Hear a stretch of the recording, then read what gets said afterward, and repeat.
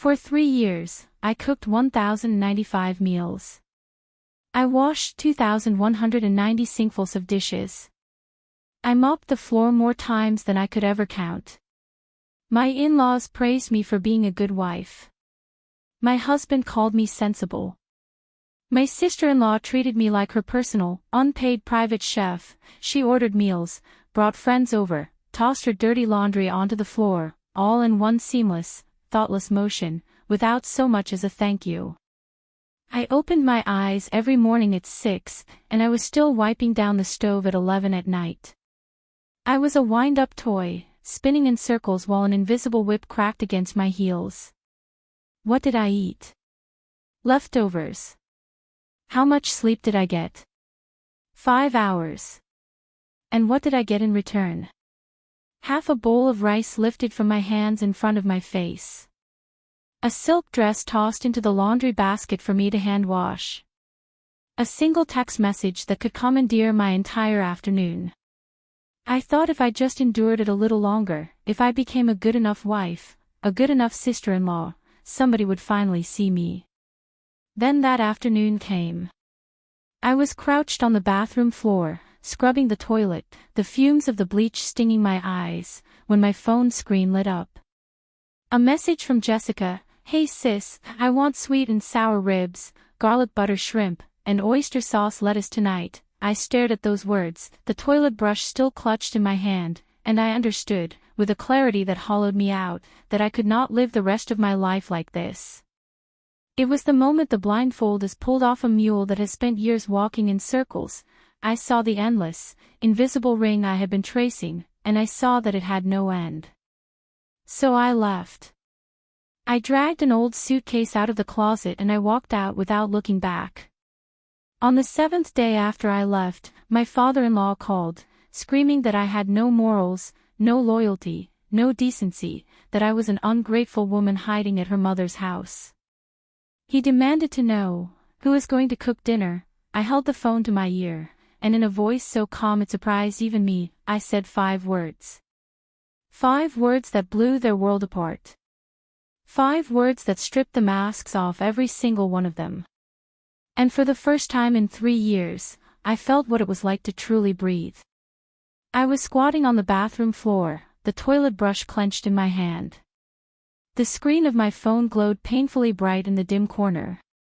My sister-in-law Jessica's message was impossible to ignore. Hey sis, I want sweet and sour ribs, garlic butter shrimp, and oyster sauce lettuce tonight. I stared at those words for a long time, long enough for the screen to dim, then light up again, then dim a second time. The chemical stench of the toilet cleaner burned my eyes, raw and acidic, and the rubber gloves made my fingers feel thick and alien. I pushed myself up slowly.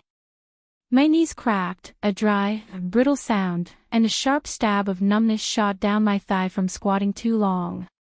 When I walked into the living room, the television was blaring at full volume. My father-in-law Richard was sprawled on the sofa, stabbing at the remote, flipping from one news channel to the next with restless impatience. My mother-in-law Linda sat beside him, shelling walnuts directly onto the floor. The broken shells scattered across the rug, the sharp bits and the dust spreading like crumbs. "Mom, could you please put the shells in the trash?" I asked, the words already tired on my tongue. Linda didn't look up. She just kept cracking walnuts into a small bowl, the kernels piling up. "I'll sweep it up later," she said, the same way she always said it, mild, dismissive, a promise that was never kept. I tightened my grip on the broom handle. I had been awake since 6 that morning. I had made breakfast, washed the breakfast dishes, mopped the kitchen, scrubbed all 3 toilets, and run 2 loads of laundry. My lower back had turned into a hot, rigid sheet of pain, as if someone had driven an iron rod through my spine. Jessica just texted. She's coming for dinner tonight. She wants ribs, shrimp, and a lettuce dish. So let her come, Richard grunted without tearing his eyes from the screen. Gunfire crackled from an old war movie. It's just an extra pair of chopsticks. We don't have any ribs. We're out of shrimp. Then go buy some. He waved a hand at me, impatient. Why do you need to bring every little problem to me? I glanced at the clock on the wall. It was 4:10. If I left now, buy the ingredients, prep the ribs, marinate them, devein the shrimp, wash the lettuce, cook 3 dishes, I would be in the kitchen until at least 6:30. I had already been working non-stop for over 10 hours. I'm a little tired today, I said, my voice coming out much smaller than I intended. Maybe I could make something simpler, just a soup and a... Absolutely not. Linda set down her walnut cracker with a click, her smile fixed and her tone coated in honey, but there was no room in it for negotiation. Jessica rarely asks for anything. You're her sister-in-law. Surely you can do this one little thing for her. Something pushed upward in my chest, a hot, swelling pressure that climbed into my throat. She doesn't rarely ask, I heard myself say. She orders me around every single day. The words landed in the room like a slap. For a long, suspended moment, the only sound was the gunfire still rattling from the television. Richard turned his head toward me slowly, and the look in his eyes sent a chill across my scalp. Claire, what exactly do you mean by that? Jessica is your sister. She's my daughter. You're not willing to let her have a meal in her brother's house. It's not that I'm not willing. Then go buy the groceries. He turned back to the TV, dismissing me like a waitress who had overstayed her welcome. Stop dawdling. She'll be off work soon, and I don't want her to come home to an empty table. I stood rooted to the floor, the broom handle slick with sweat from my palm. I wanted to say something, the words were right there, burning on the tip of my tongue, but my throat felt like it had been wired shut. I put the broom down, picked up my shopping bag and left. The hallway light on the stairs was broken. It had been broken for months. Nobody ever fixed it. I felt my way down in the dark, my footsteps echoing hollowly in the stairwell. By the time I reached the 3rd floor, the tears came without any warning, hot and silent. I wiped them away hard, smearing them across my cheek, and kept walking. At the grocery store, the ribs were almost $4 a pound and the shrimp were close to $9. I haggled with the fishmonger out of sheer worn-down habit, my voice hoarse, and he waved me off with a look of pure annoyance. Take it or leave it, lady. I've got other customers. I clenched my jaw. Fine. Give me $1.50 pounds. The shrimp thrashed in the net, splashing ice-cold water across my face. I didn't flinch. I had stopped flinching a long time ago. I got home at 5:10. No one came to help me carry the bags. I walked into the kitchen alone, tied my apron around my waist, and started blanching the ribs. Deveining the shrimp, my fingers growing stiff and red under the cold tap. Peeling the lettuce, leaf by leaf.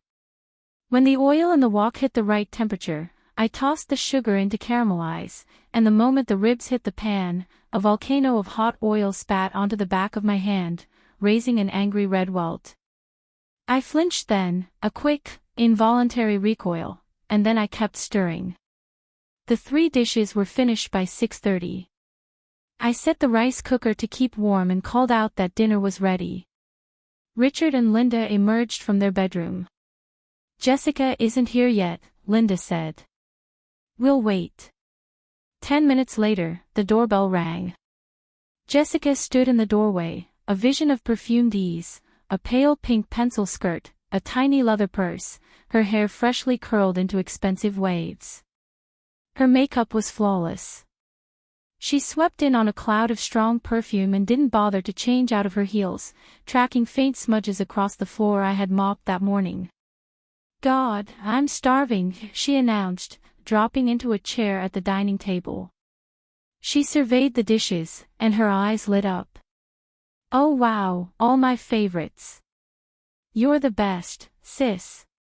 Before she had even finished the sentence, she had already pulled the oyster sauce lettuce directly in front of her own plate and was reaching for the largest rib. She took a bite and chewed. Something in her expression dimmed. A little too much vinegar. It's kind of sharp. She peeled a shrimp and popped it into her mouth. Shrimp's a bit overdone. But the lettuce is tender, not enough oyster sauce, though. It's a little bland. I picked up a piece of lettuce with my chopsticks and put it in my mouth. The flavor was perfectly balanced. No one said a word about it. Then Jessica launched into her next demand before I had even swallowed my second bite. Sis, tomorrow I want that sour fish stew, the one with pickled vegetables, with black fish. And dry-fried cauliflower with lots of pork belly. Oh, and garlic stir-fried water spinach. We have pickled vegetables at home, but I'd need to buy the fish fresh. So buy it. Richard cut me off, mouth full of rib meat. If she wants to eat it, buy it. It's not like it costs a fortune. I wanted to say that black fish was expensive, that cleaning it was a messy, laborious nightmare. But the words dissolved in my mouth because the lock on the front door clicked. David walked in, his face drawn with exhaustion. Jessica immediately brightened.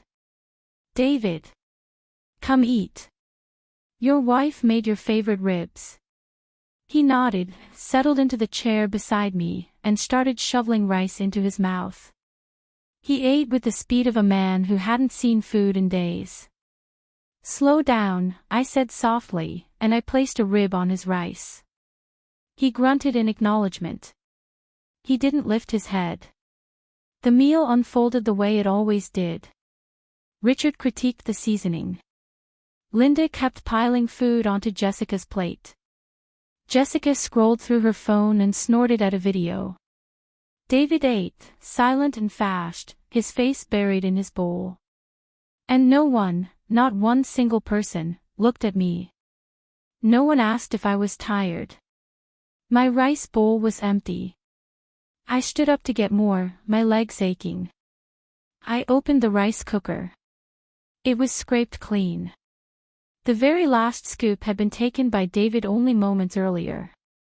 I closed the lid quietly and came back to the table. There's no more rice. Jessica looked up, a smear of sauce glistening at the corner of her mouth. I'm not full yet. The pot is empty, I said. Oh, I'll just take yours then. Without a moment's hesitation, Jessica reached across, picked up my half-finished bowl of rice, and tipped it into her own bowl.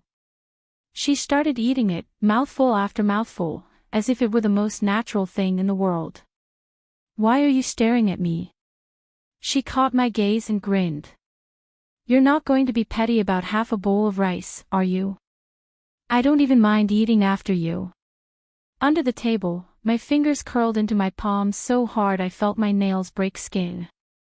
Linda cut in with a soothing smile. Claire, go have some soup, dear.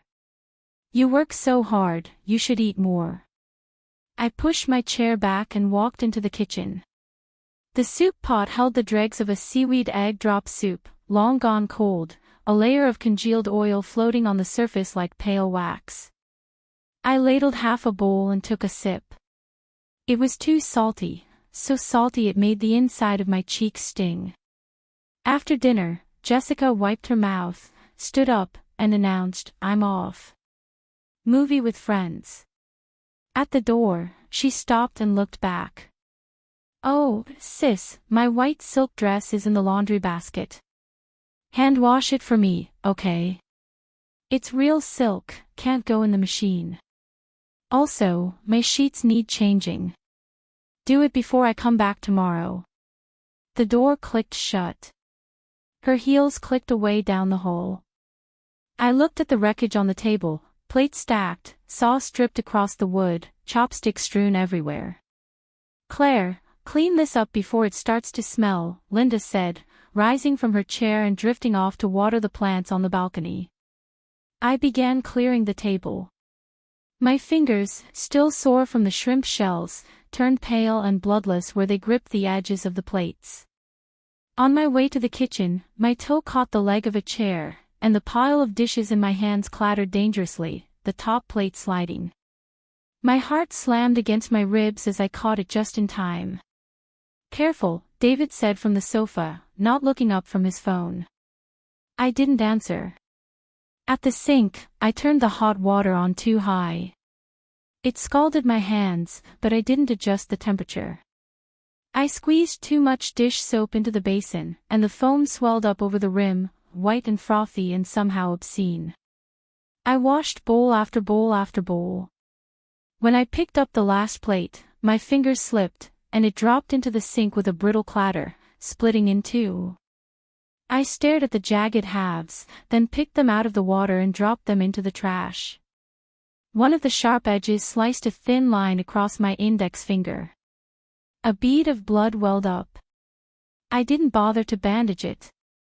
I finished cleaning at nearly 8. My back was a wall of fire. I limped out of the kitchen. David was still staring at his phone. Richard was still flipping channels. Linda was still humming on the balcony. "I'm going to take a shower," I said to no one. No one answered. I closed the bedroom door behind me and slid down onto the floor, my back pressed against the wood.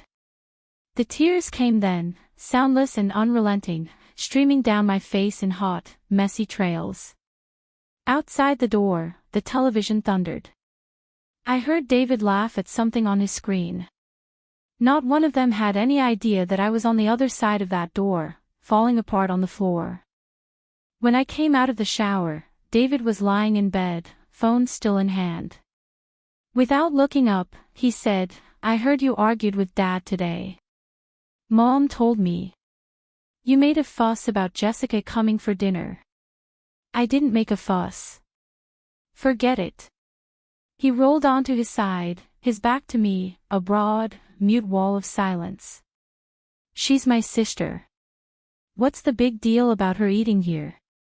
If you just said less and did a bit more, there wouldn't be any problems."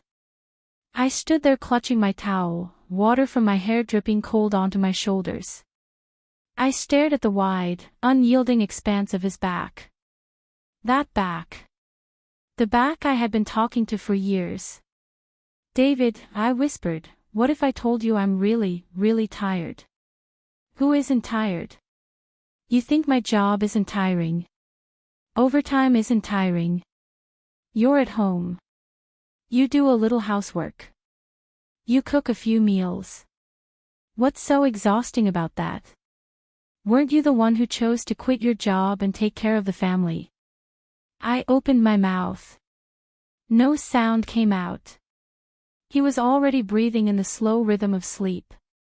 I lay awake, staring at the ceiling, a sliver of moonlight cutting through the curtain and falling like a blade across the floor. My mind drifted back to the early days of our marriage, how he used to come home and find me first thing, wrap his arms around my waist from behind, rest his chin on my shoulder and tell me my cooking smelled like home. He used to fight me for the dish sponge, grinning, saying, "I'm not letting my wife do all the work." I used to think I was the luckiest woman alive. When did it all change? I couldn't pinpoint the exact moment. Maybe it was the first time he stayed late at the office. Maybe it was the first time Linda said a man shouldn't be seen in the kitchen. Maybe it was the first text from Jessica, that first casual menu order. Drip by drip, year by year, the water had heated around me so slowly I never noticed I was boiling until I was already cooked, unable to move. I fell asleep sometime after 2 and woke at 6 to the shriek of the alarm. My head throbbed. My eyes felt lined with sand. But I got up. I cooked congee, fried eggs, warmed the steamed buns, set the table. David ate, grabbed his bag, and left. "Might be late tonight," he said over his shoulder. "Don't wait up." Linda settled onto the sofa and began her daily ritual of shelling walnuts. "Claire, don't forget, buy the black fish, make sure it's alive. And the cauliflower and water spinach. Also, did you wash Jessica's white dress?" I'll wash it now. By hand. Don't you dare put it in the machine. I went into the bathroom and fished the white silk dress out of the laundry basket. The label read, *Do not machine wash. Do not bleach. Do not wring, *. I filled a basin with cool water, poured in a capful of delicate detergent, and submerged the dress. I worked the fabric gently with my fingers, rinsed it 3 times, pressed it between towels, and hung it to dry on the balcony. Then I grabbed the shopping bag and went back to the market. The wet market was a chaos of noise and smell. The live black fish circled in its tank, sleek and slow, until the vendor scooped it out and slapped it onto the cutting board with a wet, violent smack. It thrashed once, twice, then went still. The vendor gutted it and filleted it, the flesh parting under the knife, pinkish and veined with blood. I stood there, watching that fish, and a strange, unwelcome thought surfaced. Before it was thrown onto that board, it was swimming in its own water, following its own direction. And then a hand reached down, plucked it out, and smashed it senseless. Did it hurt? Did it understand what was happening? Or had it simply accepted, the moment it was lifted, that its fate was sealed? My phone buzzed. Jessica. Sis, did you get the fish? Remember, black fish, not something else. It has to be black fish. Oh, and I'm bringing a coworker tonight, Megan. She's been dying to try your cooking. Make a couple extra dishes, okay? I don't want to look stingy. I stood in the middle of the bustling market, a heavy bag cutting into my fingers, the midday sun stabbing into my eyes. Jessica, I'm not feeling great today. I might not be able to make all of that. The tone on the other end of the line shifted instantly, hardening. Sis, I already told her. You can't make me lose face. Just throw together a few extra things. It's not complicated. See you at 6:30 sharp. Bye. The line went dead. I trudged home, stopping at a pharmacy along the way to buy a box of painkillers. I swallowed 2 dry, right there on the sidewalk, the tablets scraping down my throat. My lower back was a steady, pulsing hammer. At 4 o'clock, another message from Jessica, * Megan loves spicy food. Make that spicy diced chicken and the mapo tofu. Oh, and no garlic in the water spinach, she doesn't eat garlic, *. I stared at the text. I typed a single word, okay. I defrosted chicken thighs, pressed the tofu, prepped the chili peppers and the Sichuan peppercorns. At 5:30, David texted that he wouldn't be home for dinner. I answered with a single letter, K. At 6, the oil was rippling hot. I fried the chicken in batches, the fumes so thick I couldn't stop coughing. The mapo tofu had to be scalding hot, finished with a dusting of ground pepper and scallions. The fish stew went in last, the delicate slices dropped into the simmering broth and scooped out the moment they curled. At 6:30, the doorbell rang. Jessica breezed in with a young woman in full makeup and trendy clothes. Sis, this is my coworker Megan. Megan, this is my sister-in-law, she's an amazing cook. So nice to meet you, Megan said with a bright smile, her eyes already scanning the apartment, evaluating. Come in, come in. Jessica proceeded to give Megan a full tour of the house, playing the gracious hostess in a home that was not hers. That's my brother's study. He's a software engineer, makes great money. This is my room, fully stocked, everything I need. She didn't say, this is my sister-in-law's home. She didn't say, my sister-in-law has been on her feet all afternoon. I stood in the kitchen, listening to her voice echo through the rooms, and carried the last dish to the table. Oh my God, this looks incredible. Megan exclaimed, her eyes going wide. Jessica, you are so spoiled. I can't believe you get to eat like this every day. Right? Jessica preened, already piling a mountain of fish onto her plate. "Sis, tomorrow I want spicy boiled beef. As hot as you can make it." I said nothing. I spooned a small portion of rice into my bowl and sat at the corner of the table. The dinner was lively. Jessica and Megan chattered about office gossip and new makeup launches. Richard inserted a gruff comment here and there. Linda kept filling both girls' plates. David was absent, working late. I might as well have been a ghost. I chewed my food slowly, letting the flavors wash over me without really tasting them. "Sis, cut up some fruit," Jessica called out mid-bite. "There's a watermelon in the fridge." I put my bowl down, walked to the kitchen, and sliced the watermelon. I set the platter on the coffee table, and Jessica grabbed a piece, chomping into it with a satisfied sigh. "So sweet. Your sister-in-law is so thoughtful," Megan said, dabbing her mouth. "You better treat her well, Jessica." "Oh, I do. I love my sister-in-law." I smiled. It was a smile that used no muscles in my eyes. I turned back to the dining table and began clearing the dishes. The mountain of plates, the scattered bones, the spilled sauce, all of it waited for me, the way it always did. In the kitchen, I washed and washed and washed, scrubbing as if I could scour away something much deeper than grease. The laughter from the living room floated in, mingling with the blare of the TV. Around 9, Jessica and Megan finally left. At the door, Jessica slipped on her heels. "Sis, don't forget the white dress. I'll come get it tomorrow. And the sheets." The door closed. The apartment fell into a heavy, ringing silence. I leaned my forehead against the door and exhaled, a long, shuddering breath that seemed to drain the last of my strength. In the bedroom, I opened the closet and reached into the very back.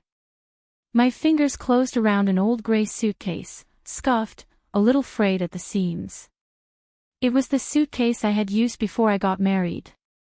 I hadn't opened it in 3 years. I unzipped it now and began placing things inside, a few changes of clothes, underwear, my toothbrush, my phone charger, and a small wallet that held my ID card, my bank card, and a thin stack of cash. It wasn't much. But it was enough. Enough for me to start again. I zipped the suitcase shut and leaned it against the wall beside the bed. The next morning was the same as always. David ate breakfast and left. After I finished cleaning the kitchen, I walked into the living room pulling the suitcase behind me. Richard was hidden behind his newspaper. Linda was shelling walnuts. "Dad, Mom, my mother isn't feeling well. I'm going to go stay with her for a few days." Linda looked up. "What's wrong with her?" "Her old back problems. She's bedridden. I might need to be there for 3 to 5 days, maybe a week." "Fine, go. Just come back soon. There's a ton of things to do around here." She dropped her gaze back to the walnuts. Richard peered over the top of his newspaper, glanced at me and the suitcase, and disappeared again behind the headlines. "Make sure you're back quickly. I'll go now. Oh, and tell Jessica to figure out her own dinner tonight." Yeah, we will." I pulled the suitcase to the door and paused with my hand on the handle. I looked back one last time at the apartment where I had spent 3 years of my life, Richard flipping the newspaper, Linda cracking walnuts, the morning news chattering from the television. Nobody got up to see me off. Nobody said, "Take care." Nobody asked if I needed help with my bag. The door clicked shut behind me. My suitcase bumped down the stairs, the wheels rattling against the concrete. When I pushed open the building door, sunlight flooded over me, warm and golden, and the air was thick with the scent of blooming osmanthus. I breathed it in, deep, as if I were breathing for the first time. At the bus stop, I sent David a message, * my mom's back is acting up. I'm going to take care of her for a few days. Figure out your own dinners, *. Then I switched my phone to silent and dropped it into my bag. The bus came. I found a window seat and leaned my head against the glass. The city slid past in a blur of storefronts and trees. The exhaustion of 3 years settled over me like a heavy, suffocating blanket, and somewhere in the jostling warmth of the bus, I fell asleep. It was a deep, black sleep, the kind that swallows you whole. I dreamed I was still standing in that kitchen, the oil smoke burning my eyes, the dirty dishes rising around me like a tide. Jessica's voice echoed from the living room, "Sis, tomorrow I want." I jolted awake, my back drenched in cold sweat. Outside the window, the sun was still shining. The bus was still moving forward. I let out a trembling breath. That was my past. I was leaving it behind. I arrived at my mother's house just before noon. She opened the door, took one look at me and the suitcase, and her face tightened. "Claire. What's wrong? What happened?" "Mom." My voice came out in a cracked whisper. "I'm going to stay here for a while. Did you fight with David? Tell me what happened." "We didn't fight." I pulled the suitcase inside and collapsed onto the sofa. "Mom, I'm hungry." "Hungry? Okay. Let me make you some noodles. I'll put 2 eggs in." She disappeared into the kitchen, and soon the sound of chopping filled the small, familiar space. I leaned back against the cushions and looked around at the home I had grown up in, the simple, clean furniture, the green pothose trailing from the windowsill, the smell of something warm and real cooking on the stove. Every muscle in my body slowly unclenched, like a spring that had been held compressed for years. This was what it felt like to relax. My shoulders, which had been living somewhere near my ears, dropped. The permanent knot in my spine eased just a fraction. I could breathe without feeling like the air was being filtered through a wet towel. She set the bowl in front of me, steaming noodles in a rich broth, 2 poached eggs nestled on top, a scatter of green onions. I bent my head and started eating, and halfway through, the tears just started falling, slipping down my cheeks and into the broth. "Mom," I looked up, my face wet and blotchy, "I'm so tired." She crossed the room and wrapped her arms around me, and I told her everything. I spilled out 3 years of swallowed words and swallowed tears, Jessica's daily menus, Richard's dismissal, Linda's sugar-coated demands, David's silence. The white silk dress. The dinner party for strangers. The bowl of rice taken from my hands. The thousands of dishes, the billions of pieces of walnut shell, the endless, grinding, invisible labor. I cried so hard I gave myself the hiccups, and she just held me, stroking my hair, letting me empty out all the poison I had been holding inside. "Silly girl," she whispered. "Why didn't you tell me sooner?" I tried. No one listened. David thinks I'm overreacting. His parents think it's my duty. Why? Why is it my duty? You're home now. You stay as long as you need. If they don't come and give you a real apology, if they don't give you a genuine explanation, you don't go back. She cupped my face in her hands, and her eyes held a fierce protectiveness I hadn't seen in years. My daughter is not their unpaid servant. If they can't treat you like a human being, this marriage isn't worth keeping. Those words hit me like a bolt of clean, cold air. For the first time, someone told me that leaving was an option. That I wasn't required to endure it. That not enduring it didn't make me a failure. I cried again, but this time the tears felt different, lighter, releasing something toxic that had been festering inside me. I washed my face and walked into my old bedroom. The sheets were freshly changed, carrying that crisp, sun-warmed scent. I lay down and fell asleep as the afternoon sun slanted across the quilt. I slept from noon until dusk, a dreamless, bottomless sleep, like sinking into deep, quiet water. When I woke, the sky outside was purple and dark. My mother was cooking in the kitchen. "You're up.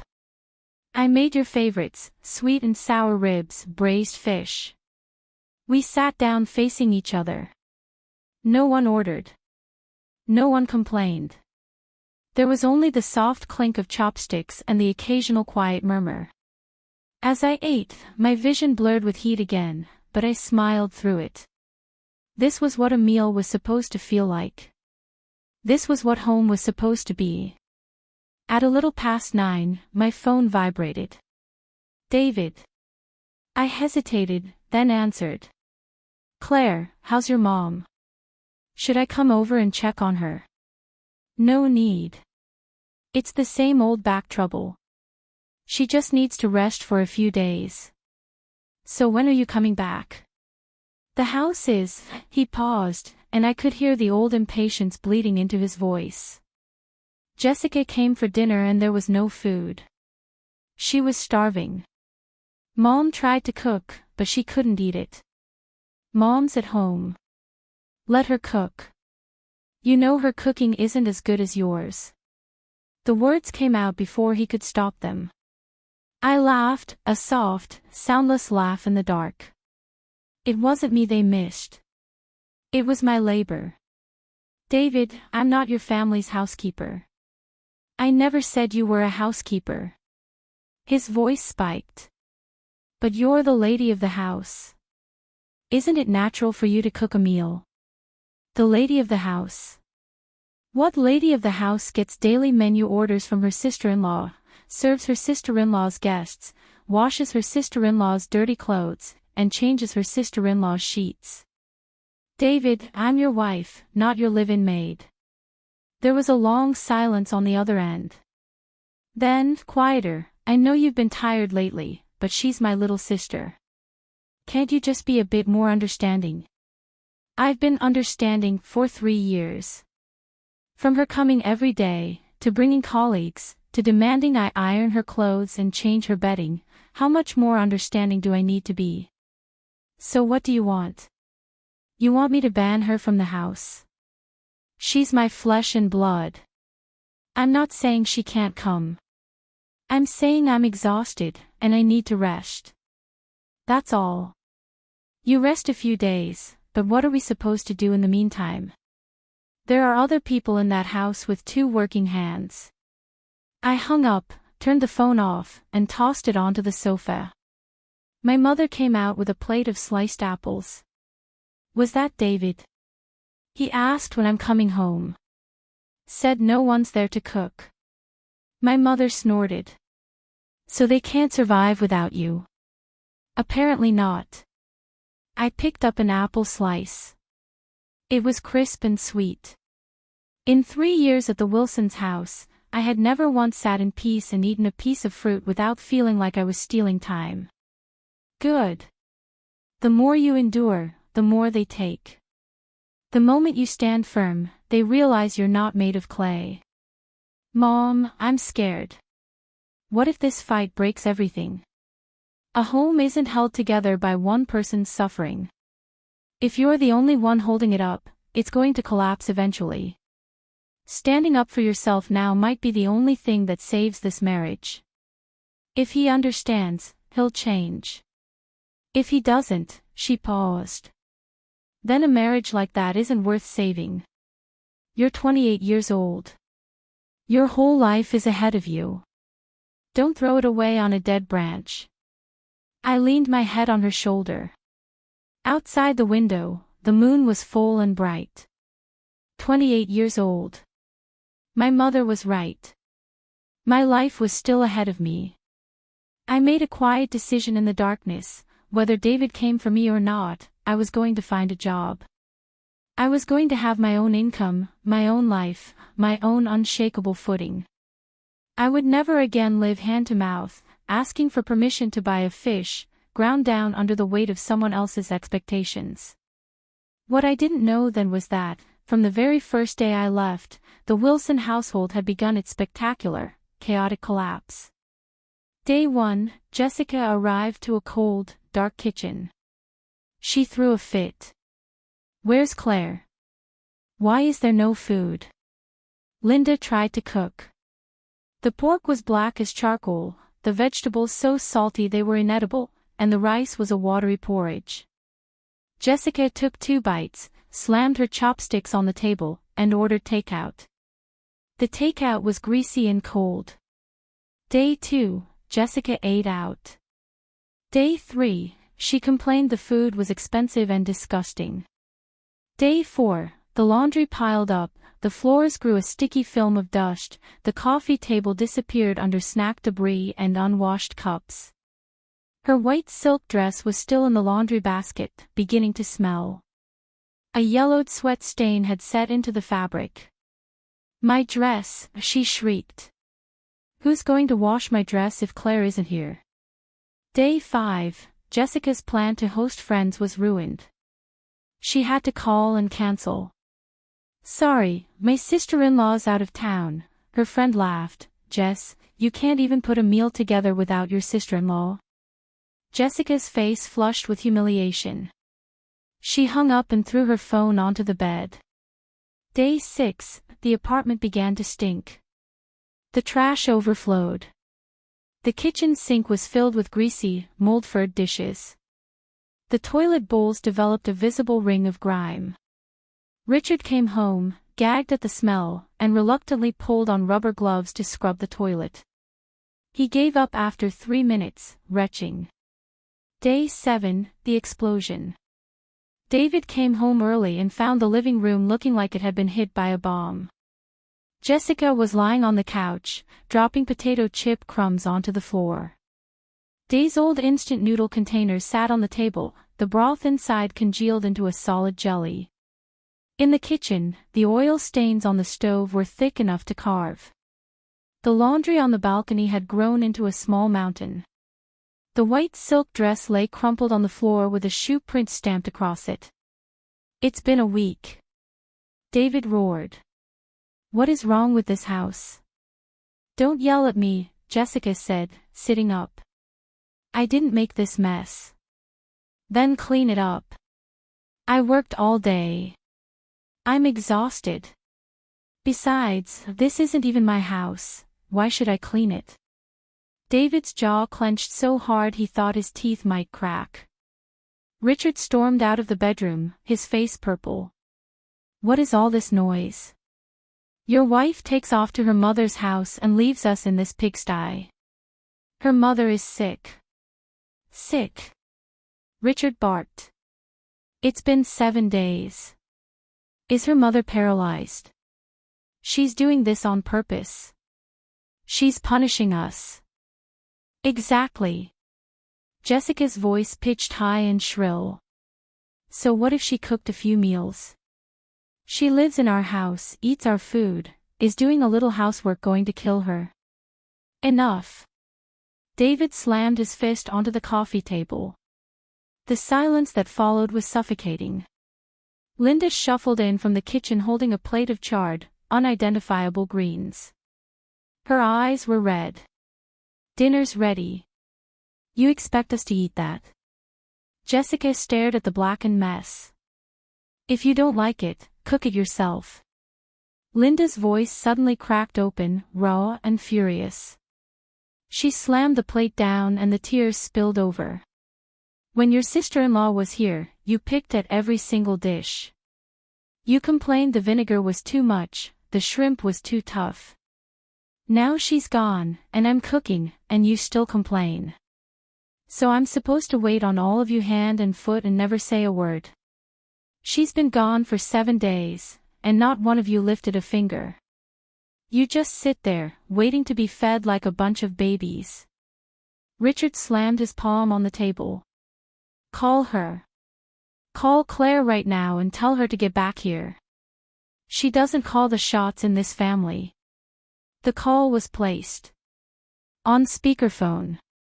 It rang, and just when I thought about letting it go to voicemail, I picked up. "Hello? Claire." Richard's roar exploded through the receiver, so loud I had to hold the phone away from my ear. "Do you have any sense of responsibility at all? Hiding out at your mother's for days like some runaway, who do you think is going to cook dinner?" Are you trying to starve this entire family? There was a pause. A long, clear, crystalline pause. And in that pause, something inside me shifted. I had expected to feel fear. To feel guilt. To backpedal and apologize and promise I'd come home right away. Instead, what I felt was a profound, bottomless stillness, the kind of quiet that exists at the center of a lake, deep below the wind. I opened my mouth. My voice came out steady, even, unrippled. Whoever is hungry can cook their own food. I ended the call. I turned the phone off. I set it face down on the coffee table. My palms were clammy. My knees were trembling, a fine, electric shudder I couldn't control. But on my face, spreading slowly like dawn, was the first real smile I had smiled in months. It was a strange, foreign sensation, like breaking the surface of water after being held under for too long, that first sharp gasp of air burning sweet in your lungs. Like shrugging off 100-pound pack I had forgotten I was carrying. My mother peeked out of the kitchen. Who was it? David's father. What did he want? He asked who was going to cook dinner. What did you say?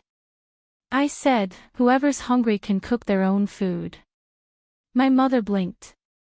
And then she laughed, a loud, delighted, tearful laugh that shook her shoulders. She crossed the room and pulled me into a fierce hug. That's my girl. You finally learned how to talk. Back at the Wilson apartment, Richard stood frozen with the phone in his hand, his face cycling through shades of crimson. Jessica's mouth hung open, her brain clearly struggling to process the words she had just heard. David's face went white. He snatched the phone and dialed again and again, but every call was met with the same cold, robotic message: the number you have dialed is currently switched off. She's lost her mind. She has absolutely lost her mind. Richard kicked the trash can, sending garbage skittering across the floor. David, look at the wife you married. David said nothing. He couldn't. His brain was a static haze. The days that followed were a slow-motion train wreck. Jessica was forced to fend for herself. She cycled through takeout menus and instant noodles until she couldn't stand the sight of either. She mooched meals off friends, but by the third attempt, invitations were suddenly unavailable. She lost weight. Her skin dulled. She stared at herself in the mirror, pale, hollow-eyed, and felt the first flicker of something that might have been guilt. She crushed it instantly, replacing it with anger. This is her fault. If she hadn't left, none of this would be happening. David showed up at my mother's door. My mother blocked the entrance, her posture polite but immovable. Claire doesn't want to see you. You can say whatever you need to say when she's ready. Mom, I know I messed up. Don't call me Mom. Your mother is at your house. She cut him off, her voice calm and absolute. Whether you change is your business. Whether Claire comes back is hers. Right now, she doesn't want to. So don't push her. The door closed. David stood in the hallway for a long time, looking up at the warm, yellow light spilling from my mother's kitchen window. He told me later that he stood there for nearly 2 hours, watching our silhouettes move behind the curtain, hearing the faint sound of our voices. And he realized, with a cold, hollow ache, that he was not part of that picture, and it was entirely his own doing. He started teaching himself housework. His first attempt at mopping left the floor smeared and sticky. He broke 3 plates washing dishes.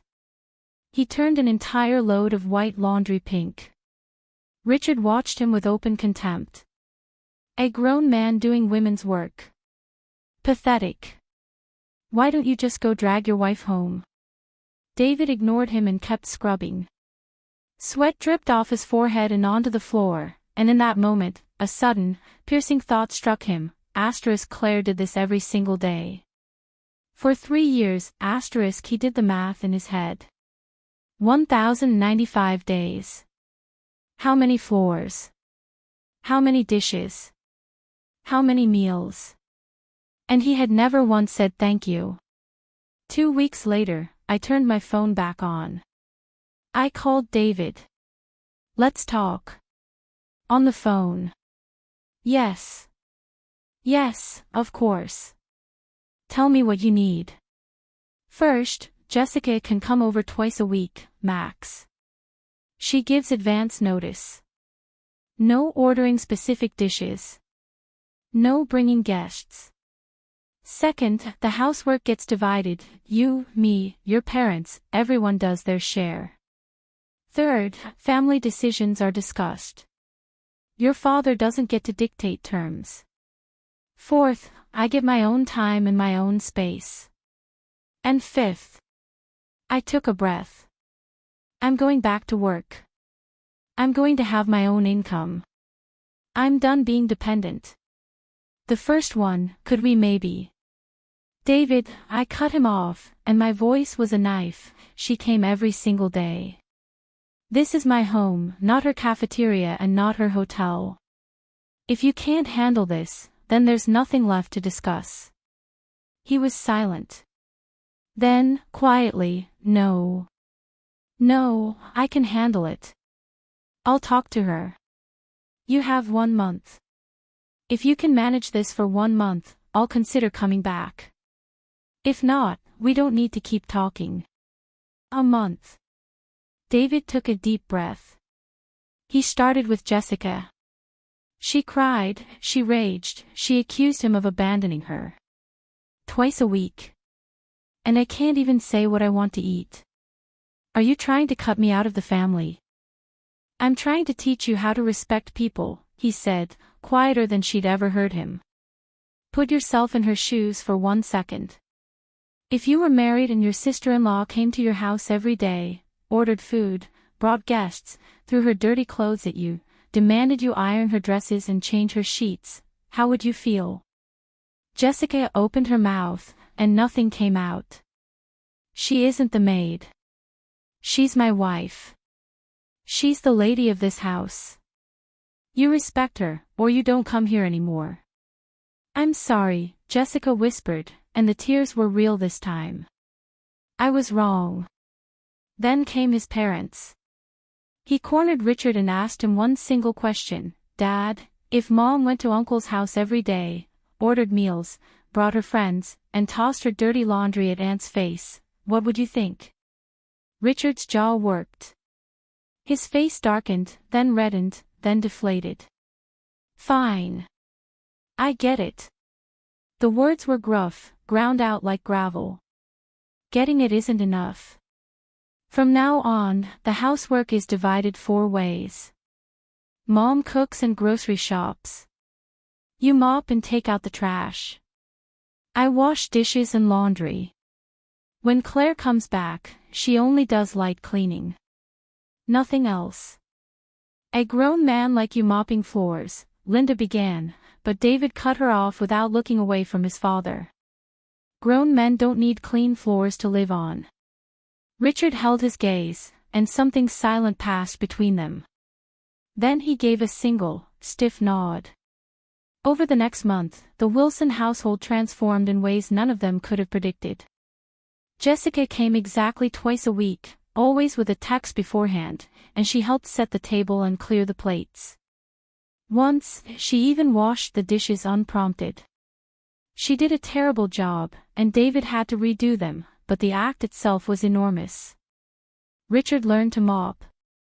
His early attempts were laughable. He left dusty streaks in the corners and missed the space under the sofa entirely. But he kept at it, and one day the floors actually gleamed.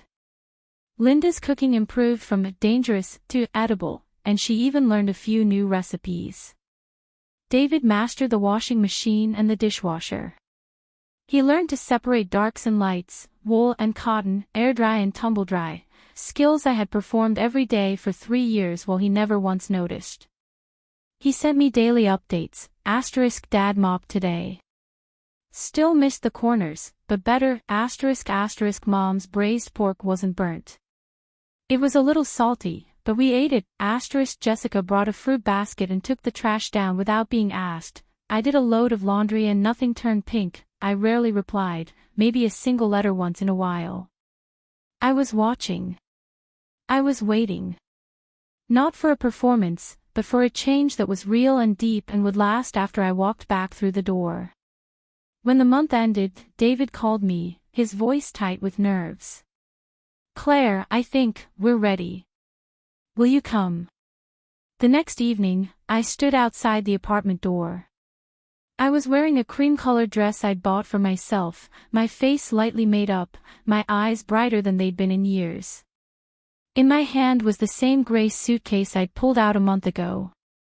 Inside it, alongside my clothes and my toothbrush, was a study guide for an accounting certification and a printed list of job openings. I was not the same woman who had left. David opened the door. His eyes were anxious, almost frightened, searching my face. "Please, come in," he said, and his voice cracked. I stepped inside. The apartment was spotless. Fresh flowers sat on the coffee table. The air smelled faintly of jasmine tea. Linda was hovering in the kitchen, keeping an eye on a pot of soup. Richard stood stiffly, a mop still in his hand, his expression a complicated mixture of pride and embarrassment. Jessica was there too, twisting the strap of her purse, looking small and uncertain. "Sis." She stepped forward, and her eyes were already glistening. "I'm so sorry. I was awful to you. I promise, twice a week, I'll let you know, no demanding, no guests. I'll do my own laundry. I'll cook my own food." The tears spilled over. "Can you forgive me?" I looked into her face. The old Jessica had never once looked at me and seen a person. She had seen a function, a cook, a cleaner, a service. The face looking at me now was full of guilt, nervousness, and something that resembled a fledgling respect. I nodded, gentle. "What's past is past." She threw her arms around me, crying into my shoulder, smearing mascara on my new dress. I patted her back, and for the first time, it didn't feel like a burden. Linda approached, wiping her hands on her apron, her eyes red. "Claire, we were wrong. We took you for granted. We didn't stop Jessica. It won't be like that anymore. The chores are shared. You won't carry everything alone." Richard cleared his throat gruffly and added, "This is everyone's home. Not just yours to maintain." He glanced down at the mop. "The floor is my job now." David walked up to me and took my hands. His palms were warm and damp. "We've really been trying. I know it's not enough to just say it. But I want us to start over. Please. This home doesn't work without you." I looked around at those faces, faces that, a month ago, had been the source of my suffocation. They had changed. Not their faces, but the way their eyes met mine. Before, they had looked at me like a piece of furniture that could walk. Now, they looked at me like a person. A person who could be tired, who could hurt, who could say no. I felt the tears slide down my cheeks, but they were tears of relief. Of release. Of a long-awaited hope finally allowed to land. "Okay," I whispered. "I'll come back." That night, we ate dinner together. The food wasn't perfect, Linda's cooking had improved, but it still wasn't mine, yet every dish tasted like something I hadn't had in years, dignity. Jessica chattered about work, but she also kept refilling my water glass. Richard asked me a question about my day. David kept piling food onto my plate until I had to laugh and swat his hand away. Later, as I moved to clear the table, he grabbed my wrist. "Sit. I'll wash." He tied on an apron and walked into the kitchen, and I watched him move with the ease of someone who had finally learned. That night in our bedroom, I leaned against his chest and said, "I found a job. Accounting." I start Monday. I'm not going to be a housewife anymore. I want my own career. He looked at me, and in his eyes I saw something new. Surprise, yes, but also a flicker of genuine admiration. Okay, he said. I support you. Do whatever you want. We'll manage the house together. Moonlight poured through the window, silver and calm. I thought back to that night a month ago, crouched on the bathroom floor, the toilet brush in my hand, the menu text blazing like a brand. I had thought I was drowning. But I had kicked, and screamed, and surfaced, and now I was breathing. 6 months later, I was promoted to supervisor. David's project shipped successfully, and with his bonus he bought me a necklace similar to an old one I lost, but more delicate. This time, he clasped it around my neck himself, his fingers warm against my skin. Jessica had a boyfriend, Ethan, and she brought fruit when she visited and took the trash out when she left. Richard's floors were spotless. Linda could now make sweet and sour ribs. She called my mother for the recipe. David never dyed another shirt pink. These were small things. Absurdly small. But they were proof that the house had changed. That everyone in it had learned to say, in their own way, 星号 we see you now 星号. One evening after work, I ran into Mrs. Cooper, our elderly neighbor, as I was walking into the building. She was walking her grandson and beamed when she saw me. Claire. Look at you, you're glowing. It does my heart good to see you like this. You used to look so worn down. Not anymore. Thank you, Mrs. Cooper. I smiled, and it was real. I opened the door to the scent of dinner. David popped his head out of the kitchen, my blue gingham apron tied around his waist. Wash your hands. I made your favorite ribs. What's the occasion? No occasion. He pulled a small box from his pocket. Another necklace, finer than the last. He fastened it around my neck and murmured into my ear, I love you, Claire. I leaned into him, looking out the window at the city lights winking on. This was the life I had wanted, simple, steady, held together by mutual care and respect. A life where I didn't have to kneel to be loved. A year later, David and I renewed our vows in a small garden ceremony in the spring. I wore white, he wore a dark suit. My mother sat in the front row, beaming. Jessica clutched a tissue and cried harder than I did. When we exchanged rings, David's eyes were wet.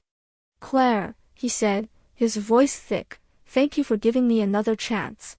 David, I answered, thank you for learning what respect means. He pulled me into a hug, tight and desperate, and I whispered into his ear, don't worry. I'm not going anywhere. Eventually, we bought our own small house, 2 bedrooms, 1 living room, south-facing, flooded with light. I chose the paint colors myself, warm cream walls, light wood floors, green plants on every sill. The day we moved in, David stood in the middle of the empty living room and said, this is our home. I corrected him, it's my home, and it's your home. He grinned. Right. 星号 2 星号 home. We paid the mortgage together, saved money together, argued and made up together, and when we fought, he had learned to stop, listen, and say I'm sorry without being prompted. Once, mid-argument, he snapped, you're being unreasonable, and then immediately froze, horrified at himself. He dropped onto a chair and said, I didn't mean that. I'm sorry. I was still annoyed, but I laughed. One ordinary evening, I was watering the plants on the balcony while he cooked dinner. Honey, where's the salt? Same place it always is. Left cabinet, second jar. Got it. I looked over my shoulder at him, a man in an apron, his hair a mess, his back slightly bent over the stove, one hand holding a spatula and the other a jar of seasoning. This was the man who used to think the kitchen was an alien planet. Now he could cook a 4-course meal and make the silverware soup I loved because my mother had told him I liked it. Downstairs, a child laughed. The sunset burned orange and pink. I set down the watering can and leaned on the railing, breathing in the scent of osmanthus and garlic and home. This was my life. Ordinary. Small. Real. And mine. My mother had been right. I was in my 20s. My life was still ahead of me. When I dragged that old suitcase out the door, people probably thought I was being reckless, selfish, cruel. But I wasn't trying to destroy my family. I was trying to save it. And to save myself. A woman drowning in a swamp doesn't pull herself out by being polite. I kicked. I screamed. I left.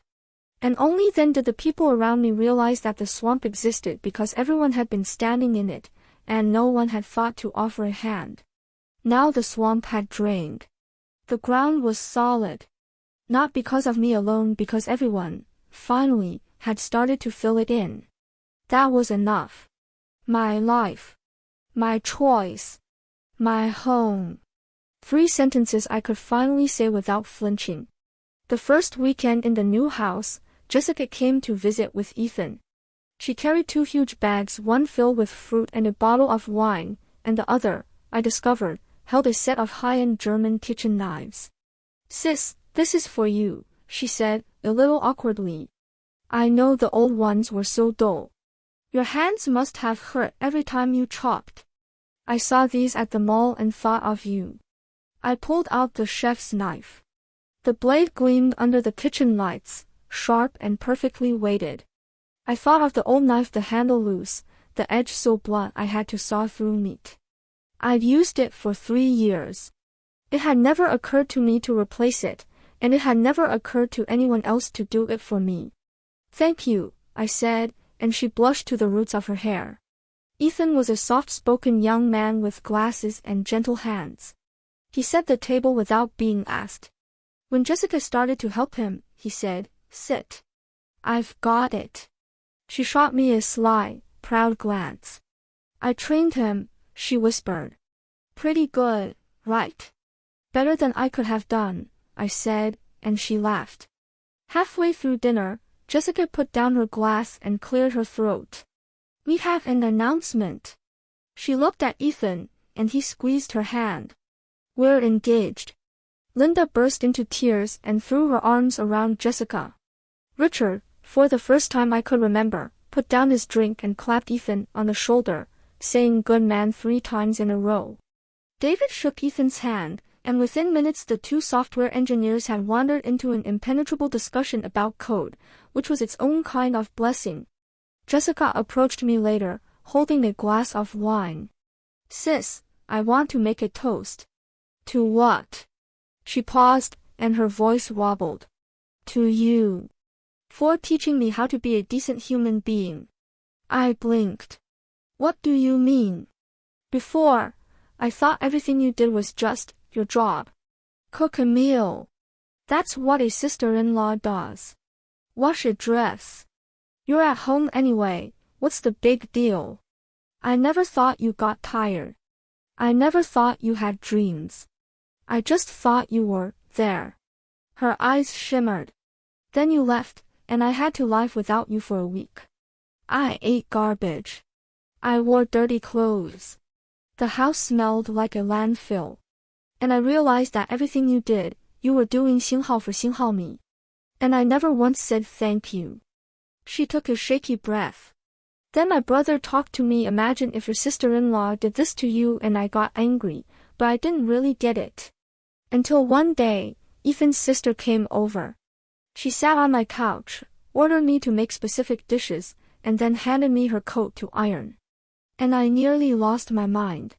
I laughed, imagining it. "What did you do?" I told her this was my house and not a hotel. She turned red and complained to Ethan, and Ethan said, "She learned that from her sister-in-law. Take it up with her." Jessica grinned, but her eyes were wet. In that moment, I finally understood. Everything I did to you, I got to experience in 10 minutes. So here's to you, sis. For teaching me how to grow up. We touched glasses.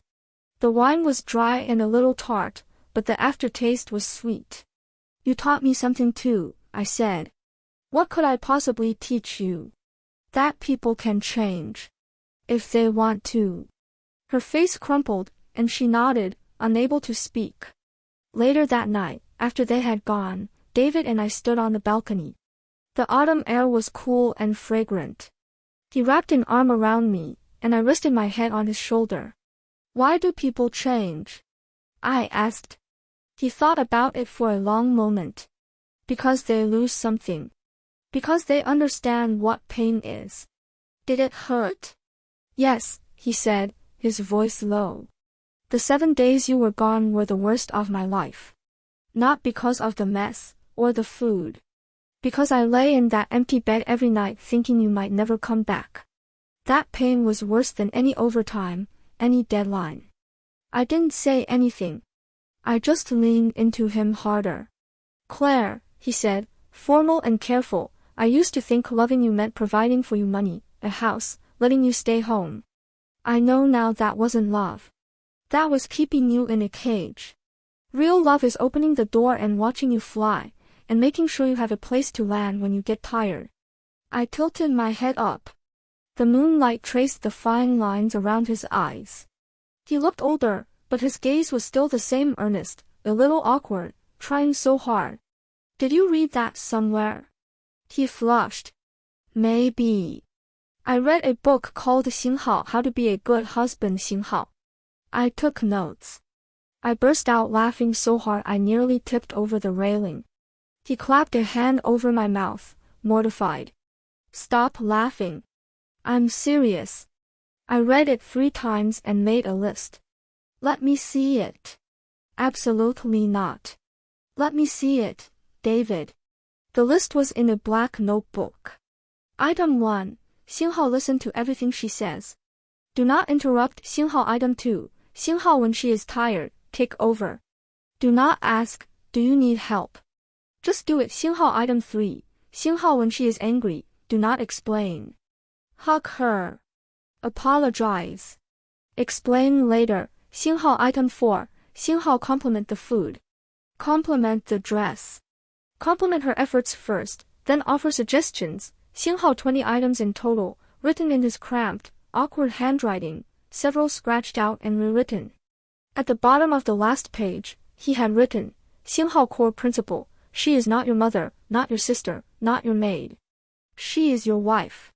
Be good to her not because you owe her, but because you love her, 𝐃𝐄𝐒. I closed the notebook. My throat ached. This man, this stubborn, oblivious, slowly thawing man, had truly, inch by inch, changed. Another year passed.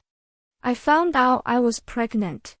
I announced it by setting a plate of sweet and sour ribs on the table and saying, 3 of us are eating this tonight.